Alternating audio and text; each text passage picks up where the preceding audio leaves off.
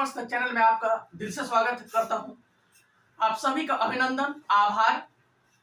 दोस्तों, आज हम जो है नेपोलियन का उदय किस प्रकार हुआ, यानी कहने का मतलब है कि आज हम जो है इम्पोर्टेंट जितने क्वेश्चन हैं इस चैप्टर से रिलेटेड उस क्वेश्चन को पढ़ते हैं जो डायरेक्ट सीबीएसई में इस चैप्टर से आया हुआ है।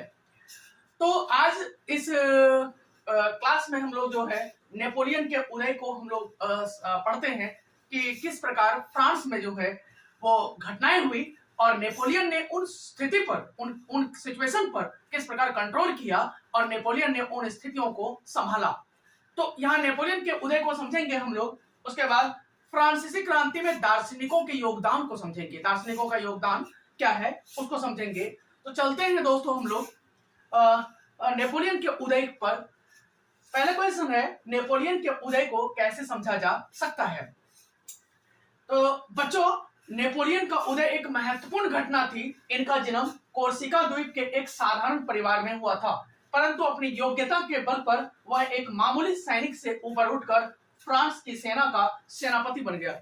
नेपोलियन जो था वो एक बहुत ही मामूली परिवार से था, बहुत गरीब परिवार से था, एक सिंपल फैमिली से था और इनका जन्म जो है वो कोर्सिका द्वीप का मतलब होता है आइलैंड, समुद्र से चारों तरफ घिरा हुआ हो और बीच में जो है एक छोटा सा जगह हो। तो ऐसे क्षेत्र को, ऐसे जगह को द्वीप कहते हैं, आइलैंड द्वीप कहते हैं। जैसे हमारे देश में लक्षद्वीप है, अंडमान निकोबार द्वीप है, ये द्वीप है, चारों तरफ से समुद्र है, बीच में जो है जमीन का टुकड़ा है। तो ऐसे जगह को हम लोग द्वीप कहते हैं। उसी तरह से नेपोलियन का जो जन्म हुआ था वो कोर्सिका द्वीप में हुआ था। कहाँ हुआ था?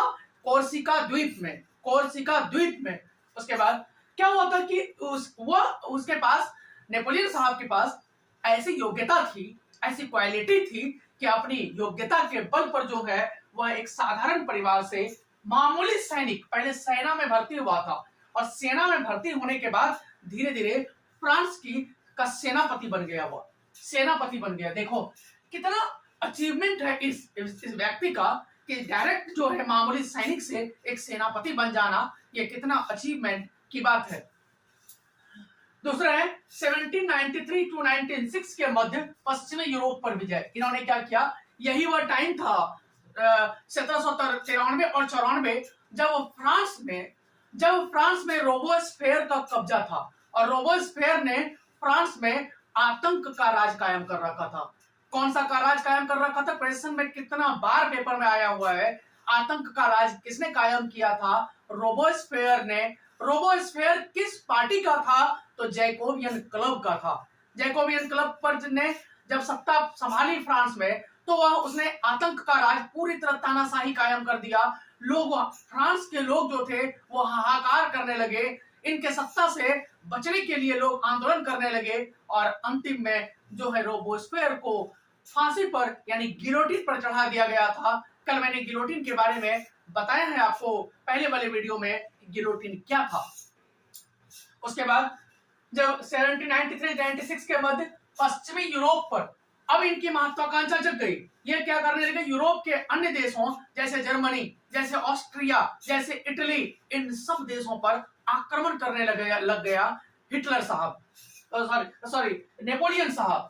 तो नेपोलियन ने जो है पश्चिमी यूरोप पर विजय करना शुरू कर दिया, जीतना शुरू कर दिया और उसके बाद सत्ता पर कब्जा के बाद खोए हुए भूखंड पुनः वापस ले लिए।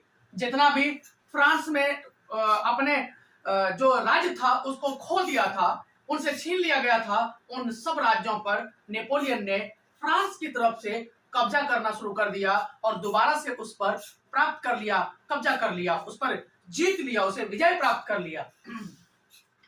1799 में डायरेक्टरी के शासन का अंत करके वह फ्रांस का प्रथम कौंसल बना। अब जैसे ही फ्रांस में एक रोबोस्फेयर के फांसी देने के बाद फ्रांस में अव्यवस्था आ गई थी। ऐसा कोई भी व्यक्ति पावरफुल नहीं था फ्रांस में जो फ्रांस की सत्ता को संभाल सके। ऐसे सिचुएशन का फायदा जो है नेपोलियन ने उठाया। रोबोस्फेयर के फांसी पर चढ़ाने के बाद रोबोस्फेयर को जब गिलोटिन पर चढ़ा दिया गया तो ऐसे स्थिति का फायदा जो है नेपोलियन ने उठाया क्योंकि नेपोलियन दिमाग से बहुत ही तेज और चालाक व्यक्ति था। इसने जो है क्या किया कि डायरेक्टरी का शासन खत्म कर दिया और फ्रांस का प्रथम कौंसल बना। और 1804 ईस्वी में नेपोलियन ने सीनेट द्वारा स्वयं फ्रांस का सम्राट घोषित कर दिया। यानी जो सीनेट जो था जो फ्रांस का शासन संभालता था, उनके द्वारा इनको जो है नेपोलियन को फ्रांस का आजीवन सम्राट घोषित कर दिया गया। एक तरह से ऐसा हो गया कि फिर से फ्रांस में राजशाही आ गई। उसके बाद इनको इनके शासन को अब समाप्त करना फ्रांस के किसी व्यक्ति के वश की बात नहीं थी। इनकी महत्वाकांक्षा बढ़ती चली गई। इन्होंने ये अब 1804 में जब इन्होंने फ्रांस का सम्राट घोषित कर दिया, फ्रांस का सम्राट जब 1804 में घोषित कर दिया, तो अब इन्होंने फ्रांस के शासक ने दूसरे यूरोप के अन्य देशों पर, ऑस्ट्रिया पर, इटली पर, जर्मनी पर, इन सब देशों पर, ब्रिटेन पर आक्रमण करना शुरू कर दिया।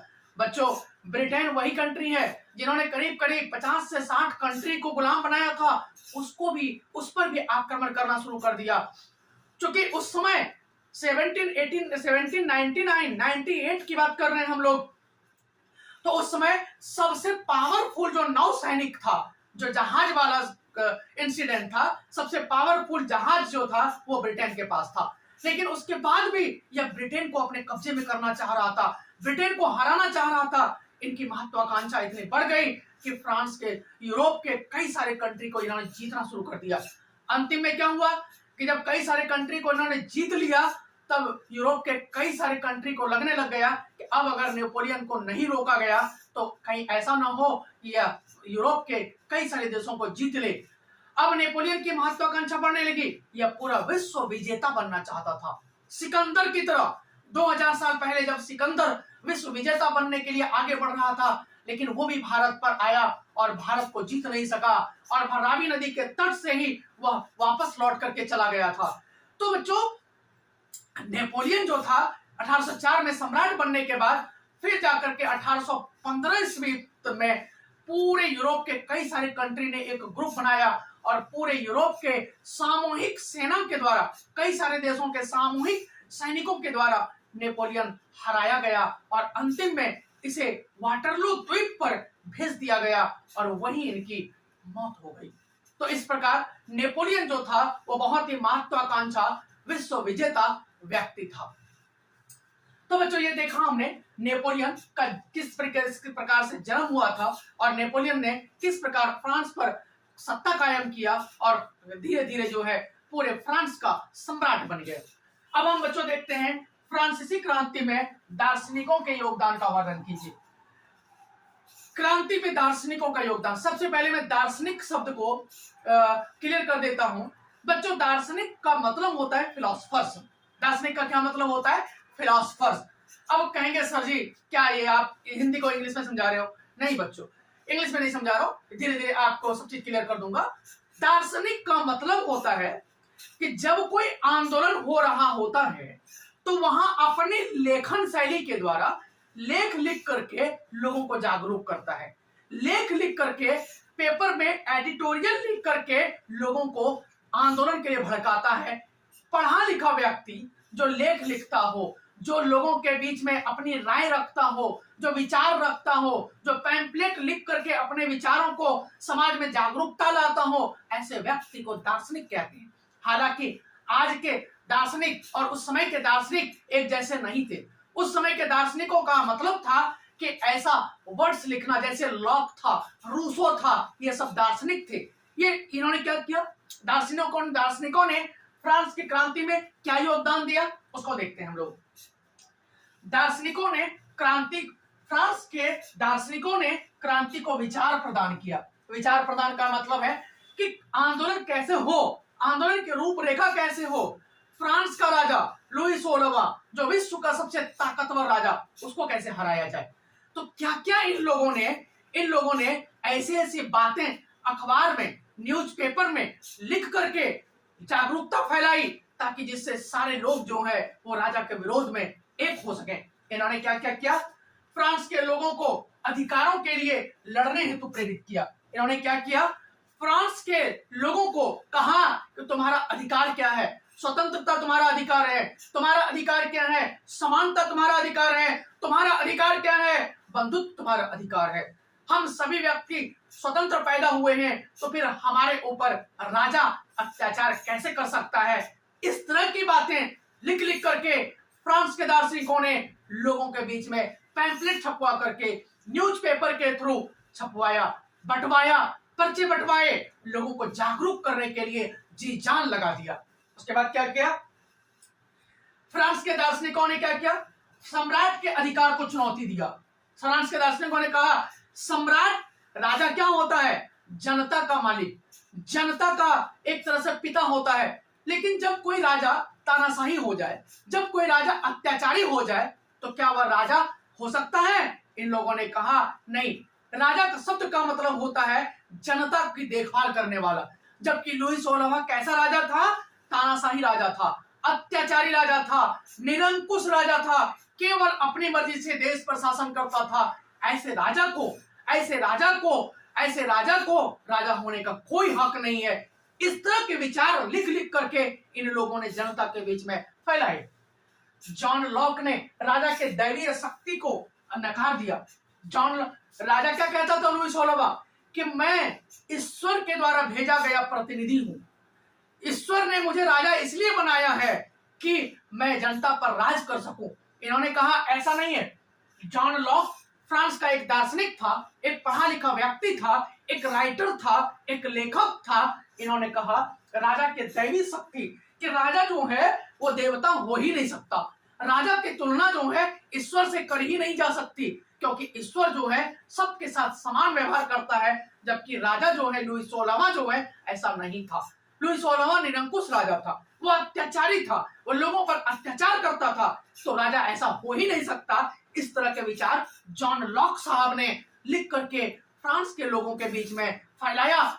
इससे जब इस तरह के विचार जब जनता के बीच में गए, जनता को जब पता चला कि भाई उस समय की जनता पढ़ी लिखी नहीं थी, तो जनता को जब यह पता चला कि भाई राजा जो है, राजा ईश्वर नहीं हो सकता, ईश्वर के द्वारा भेजा गया प्रतिनिधि इतना अत्याचारी नहीं हो सकता। जब जनता को पता चला अपने अधिकारों का, तो जनता जो है आंदोलन पर उतारू हो गई। उसके बाद क्या हुआ? रूसो ने, एक व्यक्ति था, रूसो ने लोगों और प्रतिनिधियों के बीच सामाजिक करार पर आधारित सरकार का विचार सामने रखा। कहा राजा क्या होता है? राजा क्या होता है? सरकार और जनता के बीच का एक करार, यानी जनता जो डिमांड करे, जनता की जो इच्छा हो, जनता का जो अधिकार हो, उसे राजा दे। जबकि यहाँ लुई 16वां क्या कर रहा था? जनता को कोई अधिकार देने को राजी ही नहीं था। उसके बाद अपने विचारों को अखबारों द्वारा जनसाधारण तक पहुंचाए। इन लोगों ने क्या किया? इस तरह से जॉन रूसो ने कहा कि भाई सरकार क्या होती है, राजा क्या होता है? जनता और सरकार के बीच एक कड़ी का काम करता है, जनता और सरकार के बीच एक बिचौलिया का काम करता है। तो राजा ऐसा ही होना चाहिए। इन तरह के भड़काऊ विचारों को इन लोगों ने, जॉन लॉक साहब ने, जॉन रूसो साहब ने, इन सब ने अपने विचारों को अखबारों में लिखा। इन सब लोगों ने अपने विचारों को पैम्फलेट में छपवाया और लोगों को बीच में पर्चा बंटवाया, ताकि लोग जागरूक हो सकें, लोगों को अपने अधिकारों के बारे में पता चल सके।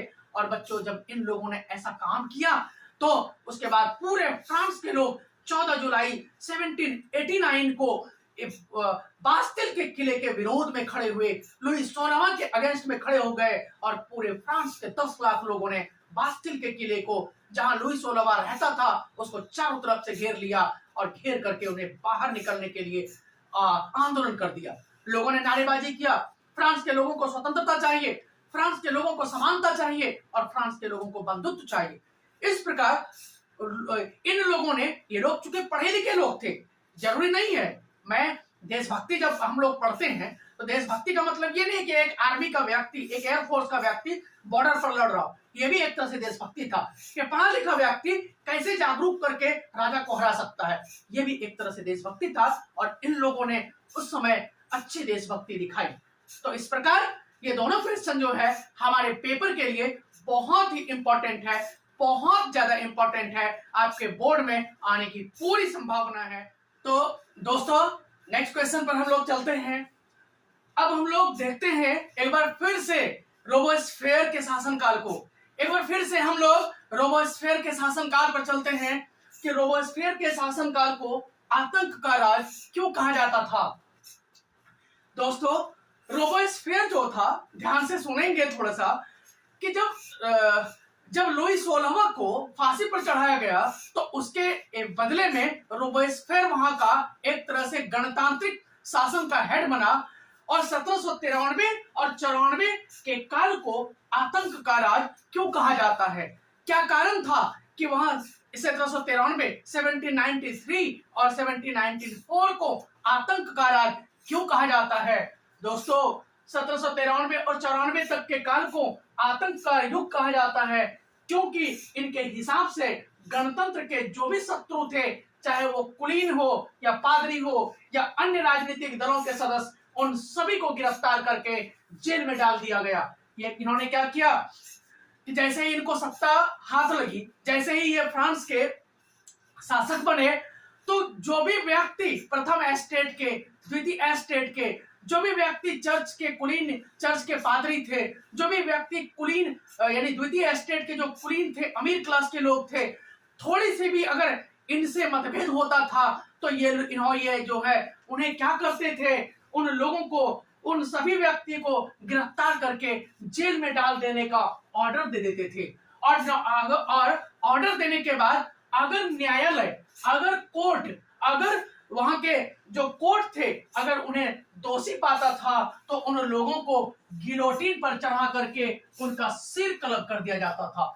बच्चों गिलोटिन जो था वो आरे वाली एक मशीन थी और जिस पर एक लोहे सा एक पत्थर आरी जैसा रखा हुआ होता था और उनके बीच में जो सर को रख दिया जाता था और ऊपर से जो है जैसे ही बटन दबाया जाता था, ऊपर से 40-50 किलो की जो आरे वाली लोहे की मशीन थी वो सीधा गर्दन पर गिरती थी और गर्दन जो है किसी व्यक्ति का, किसी मनुष्य का जो गला था वो कट करके जो है वो टोकरी में आकर के गिर जाता था। तो एक तरह से गिलोटिन जो था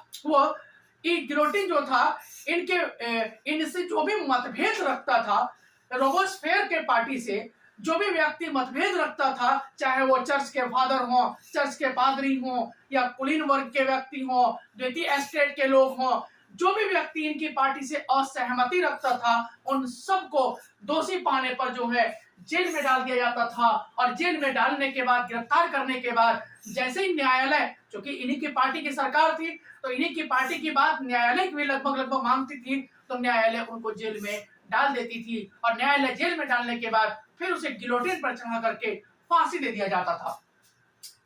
1793 और 94 के बीच रोबोस्फेयर ने नियंत्रण और दंड की सख्त नीति अपनाई। क्या क्या इन्होंने कहा, फ्रांस के जिन क्षेत्रों पर नियंत्रण नहीं था उन क्षेत्रों पर पहले कंट्रोल बनाया, अपना कंट्रोल किया और अपने पावरफुल, अपने पुलिस को, प्रशासन को, हर चीज, नेवी को, एयरफोर्स को, आर्मी को, सबको अपने कब्जे में कर लिया और बहुत कठोर जो है पनिशमेंट की नीति अपनाई इन्होंने। रोबोस्फेयर सरकार ने कानून बनाकर मजदूरी एवं कीमतों की अधिकतम सीमा तय कर दी, यानी बहुत ज्यादा जो मजदूरी था वो बहुत ज्यादा तय कर दिया। उसके बाद क्या कर दिया, कानून बनाकर जो है मजदूरी एवं कीमत भी, हर सामान की जो कीमत थी वो मैक्सिमम कर दिया गया, यानी जो भी किसान था उनको तो बल्ले बल्ले हो गया, लेकिन जो किसान नहीं थे, जो शहरों में रह रहे थे, जो रोबोस्फेयर के पार्टी के लोग भी थे, वो सारे लोग जो है इनसे मतभेद रखने लग गए और इस प्रकार इनसे जो है मतभेद रखने लग गए। अब इन्हीं की पार्टी के बहुत सारे लोग जो है इनका विरोध करने लग गए और जो भी व्यक्ति, चाहे इनकी पार्टी का हो, दूसरे पार्टी का हो, चाहे वो राजा का समर्थक हो, चाहे वो चर्च के फादर हो, चाहे वो कुलीन वर्ग से हो, चाहे वो प्रथम एस्टेट के लोग हो, चाहे वो द्वितीय एस्टेट के लोग हो, सबको न्यायालय में भेज दिया जाने लगा और उसको अगर न्यायालय दोषी पाता था तो उसे गिलोटिन पर चढ़ा करके फांसी दे दिया जाता था। इस प्रकार रोबोस्फेयर ने अपनी नीतियों को इतनी कड़ाई से लागू किया, रोबोस्फेयर ने अपनी नीतियों को इतनी स्ट्रिक्टली लागू किया, रोबोस्फेयर ने अपनी नीतियों को इतना कड़ाई से लागू किया कि इनके जो सपोर्टर थे, इनकी पार्टी के जो भी लोग थे, इनकी पार्टी के जो भी मंत्री थे, वो सारे लोग जो है त्राही त्राही करने लगे, इनकी त्राही त्राही करने लगे, बचाओ बचाओ इस तरह के भयंकर नाद करने लगा, गर्जन करने लगा। दूसरे पार्टी के लोगों से सहयोग मांगने लग गए कि भाई अब रोबोस्फेयर के आतंक के राज से हमें फ्रांस वासियों को बचा लो। और अंतिम में क्या हुआ कि जब इन्हीं के पार्टी के समर्थकों को, इन्हीं के जो सपोर्टर्स थे, इनको राजा बनाने में, इनको गणतंत्र पे फ्रांस का शासन पे सत्ता काबिज करने में इनके पार्टी के लोगों ने इनको सपोर्ट किया था, अब वही लोग जो है उन्हीं लोगों को ये फांसी देने लग गए। जो भी व्यक्ति, फ्रांस का जो भी व्यक्ति इनके बातों से सहमति नहीं रखता था, इनसे असहमति रखता था, उन सभी को इन्होंने न्यायालय जेल में डाल दिया। और जेल में डालने के बाद जो है जो कोर्ट था, जो न्यायालय था, वो दोषी पाता था उसे गिलोटिन पर चढ़ा दिया जाने लग गया। एक तरह से पूरी तरफ फांसी ही फांसी दिया जा रहा था। हाहाकार मच गया फ्रांस में। फ्रांस के सभी लोग जो है, गरीब लोग, अमीर लोग, सब लोग जो है छोटी छोटी गलतियों पर उनको गिलोटिन पर चढ़ा दिया जाता था। एक तरह से सभी लोग जो है एक तरह से कहा जाए तो लुई 16वां से भी अधिक कठोर शासन इन्होंने लागू किया। और इस प्रकार 17 जुलाई 1794 में न्यायालय द्वारा दोषी ठहराकर गिरफ्तार करने का ऑर्डर दे दिया गया और अगले दिन गिलोटिन पर चढ़ा करके इनको फांसी दे दिया गया। तो जब इन्होंने इस तरीके से आतंक का राज कायम कर रखा था, जब लोगों को लगने लग गया कि भाई अब इनसे शासन नहीं संभलेगा, तो फ्रांस का जो न्यायालय था, इन्हीं के पार्टी के जो सपोर्टर्स थे, दूसरी पार्टी के जो लोग सपोर्टर्स थे, उन लोगों ने जो है इनको सपोर्ट किया और इनकी पार्टी के लोगों को सपोर्ट करके जो है न्यायालय से रिक्वेस्ट करके जो है इनको गिरफ्तार करवाया गया। और गिरफ्तार करवाने के बाद फिर इन्हीं को गिलोटिन पर चढ़ा दिया गया। और इस प्रकार 1793 यानी 1793 और 1794 जो 2 साल जो है वो आतंक का राज था, उस आतंक के राज को समाप्त कर दिया गया फ्रांस में। तो इस प्रकार बच्चों 1793 और 1794 को आतंक के राज को समाप्त कर दिया गया। और इस प्रकार जो है फ्रांस में एक बार फिर जो है अव्यवस्था छा गई। अब अगर ऐसा लगने लगा अब फ्रांस का पावर किसके पास आएगा, और इसी बीच की प्रतीक्षा जो है वहां नेपोलियन कर रहा था। नेपोलियन ने इसी चीज का फायदा उठाया और नेपोलियन जो है फ्रांस की सत्ता पर काबिज होने पर सफल हो गया। तो इस प्रकार 1793 के आतंक के राज से फ्रांस को बचाया जा सका। दोस्तों थोड़ा समय बहुत सारे बच्चे कह रहे थे थोड़ा शांतिपूर्वक आप पढ़ा रहे हो, इसीलिए मैंने थोड़ा सा एनर्जेटिक वे में पढ़ाना शुरू किया है। जहां भी अगर कोई दिक्कत हो, कोई प्रॉब्लम हो समझने में, तो आप मुझे जरूर कमेंट करें। दोस्तों अगर आप पढ़ेंगे मन से तो ये जरूरी नहीं है कि कई बार आपके नंबर अगर कम आ जाते हैं, लेकिन अगर आपको नॉलेज रहेगा तो ये 10th में काम आएगा, 11th में काम आएगा, 12th में काम आएगा।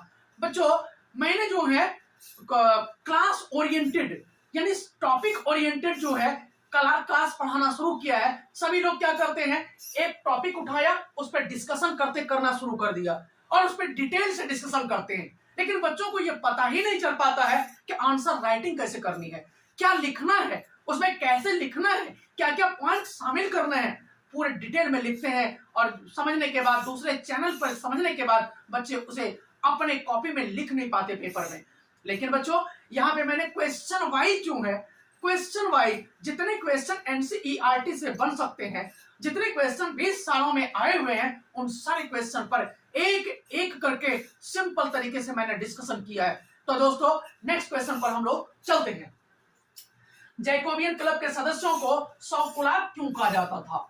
सौकुलाब, जैकोबियन क्लब जो था, जो रोबेस्पियर जिसका हेड था, जो उसके जैकोबियन क्लब के मेंबर को सौकुलाब क्यों कहा जाता था, इसको हम लोग देखते हैं। जैकोबियन क्लब के सदस्य गोदी कामगार की तरह बिना घुटनों वाली धारीदार लंबी पतलून पहनते थे। जो था लंबे पैजामा, लंबे पतलून जो है वो पहनते थे। एक ही पैंट होता था और एक ही शर्ट टाइप से कुर्ता पैजामा की तरह पतलून वाला, लंबे पतलून वाला पहनते थे और लाल टोपी पहनते थे। लाल टोपी जो था वो फ्रांस की स्वतंत्रता का प्रतीक था।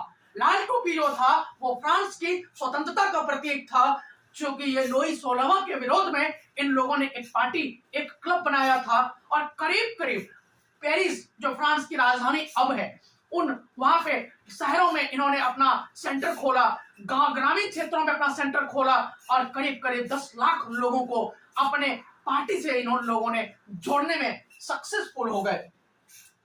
तो सौकुलात का मतलब था यह अपने आप को कुलीनों से अलग करने तथा उनकी सत्ता को समाप्त करने का तरीका था। यानी ये लोग इसलिए पहनते थे कि भाई हम लोग जो है कुलीनों की तरह नहीं है, अमीर कपड़े नहीं पहनते हैं, गरीबों की तरह पैजामा कुर्ता पहनते हैं और लाल टोपी पहनते हैं, ताकि जो कुलीनों को हराने का, कुलीनों की सत्ता समाप्ति का, लुई 16वां के सत्ता समाप्ति का, चर्च के फादर का जो विशेषाधिकार था उनको समाप्त करने के लिए इस तरह के कपड़े पहने जाते थे, ताकि कोई भी व्यक्ति फ्रांस का देखे तो उनको देख करके ही पता चल जाए कि ये लोग जैकोबियन क्लब का मेंबर है और ये लोग कुलीनों से स्वतंत्रता चाहता है, ये लोग प्रथम एस्टेट और द्वितीय एस्टेट से स्वतंत्रता चाहता है। इसीलिए जो है ये लोग अपने आप से कुलीनों को से अलग करने के लिए, दूसरे सामान्य जनता से अलग करने के लिए ये लोग जो है बिना घुटनों वाली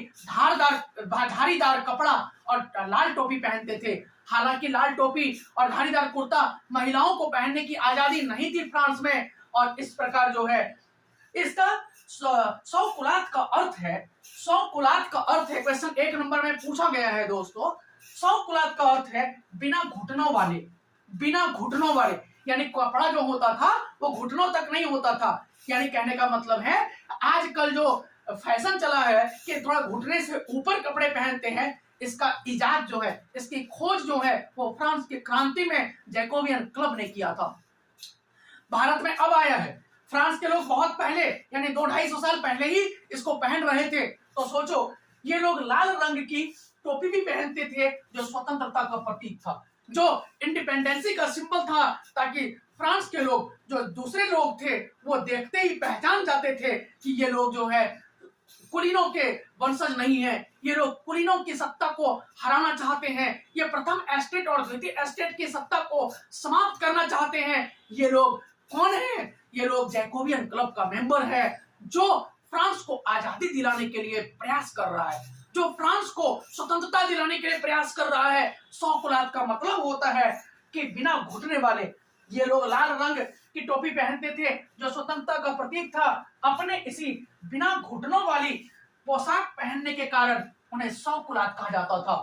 यानी ये जो घुटने वाले, घुटने से ऊपर कपड़े पहनते थे, लाल रंग की टोपी पहनते थे, लंबी पतलून पहनते थे, ऐसी इन्हीं पहनने के कारण, इन्हीं कपड़ों के पहनने के कारण, दूसरे फ्रांस वासियों से अलग दिखने के कारण इन्हें सौकुलात कहा गया, सौकुलात कहा गया।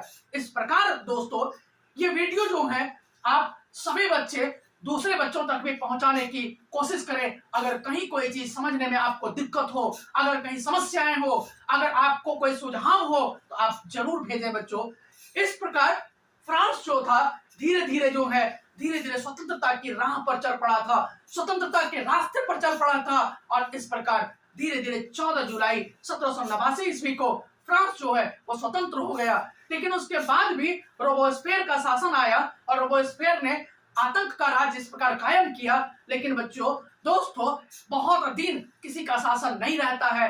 कोई भी राजा हुआ हो, विश्व में जितने बड़े बड़े पावरफुल किंग हुए हैं, राजा हुए हैं, उनका शासन अगर वो अत्याचारी है तो लंबे समय तक अपने देश पर राज नहीं कर पाता है। तो इस प्रकार जो फ्रांस में आतंक का राज खत्म हुआ और खत्म होने के बाद फिर जो है सत्ता नेपोलियन के हाथ में आ गई, और फिर नेपोलियन ने जो है किस प्रकार शासन किया उसको हमने देखा है। तो बच्चों बहुत बहुत धन्यवाद आप सभी को। जय हिंद, जय भारत।